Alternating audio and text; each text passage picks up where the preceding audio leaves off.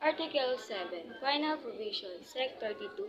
PNP Women and Children Deaths. The Women and Children Deaths now existing in all police stations shall act on and attend to all complaints covered under this act.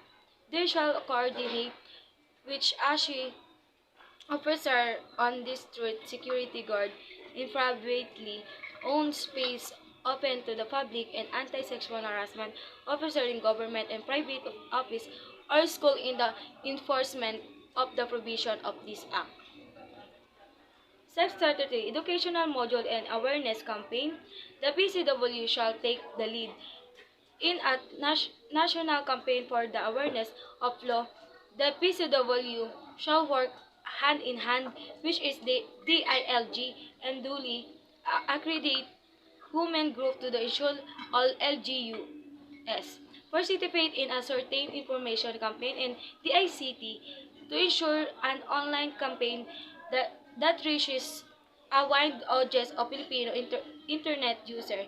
Campaign material may include posters condemning different forms of gender-based sexual harassment, informing the public of penalties for committing gender-based sexual harassment, and infographic on of highlight number of authorities. All schools shall educate students from the elementary to tertiary level about the provision of this act and how they can report cases on gender threat public space and sexual harassment committed against them. School courses shall include age-appropriate educational module against gender-based threat public space and online sexual harassment, which shall be developed by the DepEd and SHED, the TESDA, and the PCW.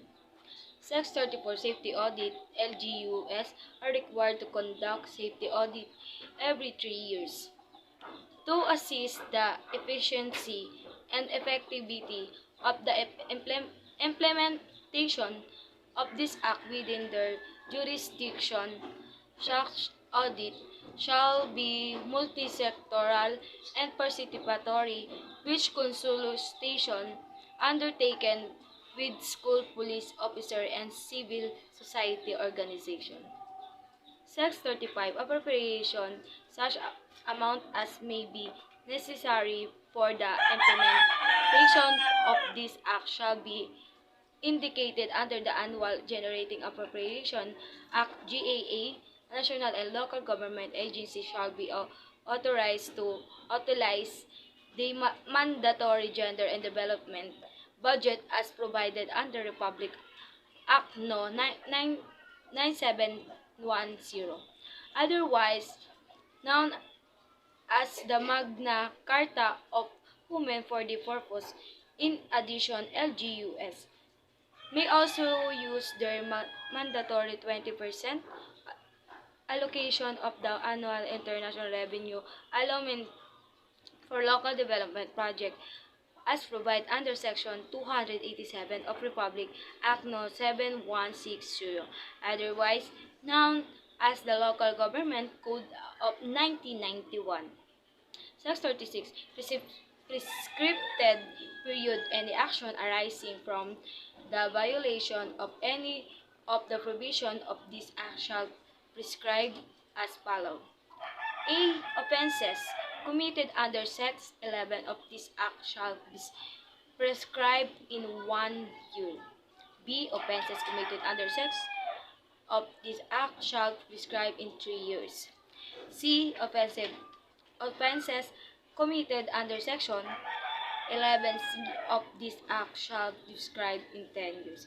Offense committed under Section 12 of this act shall be imprescriptible, and offenses committed under Section 16 and 21 of this act shall be prescribed in 5 years.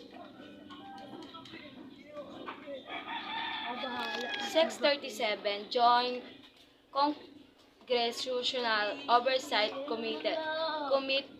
There is hereby created a joint Congressional Oversight Committee to monitor the implementation of this act and to review and implementing rules and regulations promulgated The committee shall be composed of 5 senators and 5 representatives to be appointed by the Senate President and the Speaker of the House of Representatives. Representative to be appointed by the Senate President and the Speaker of the House of Representatives, respectively.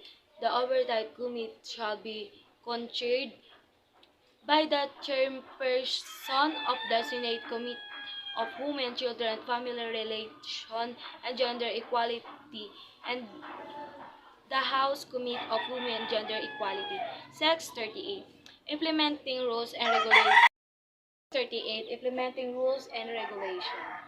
IRR, within 90 days from the effective date of this Act, the PCW, as the lead agency in coordinated with the ILG, the DCWD, the PNP, the Commission of Human Rights, CHR, the DOH, the DOLE, the DepEd, the SHED of DICT, the TESTA, the MMDA, the LTO, and at least 3 women's organizations active on the issues of gender-based violence shall formulate the implementing rules and regulations of this Act.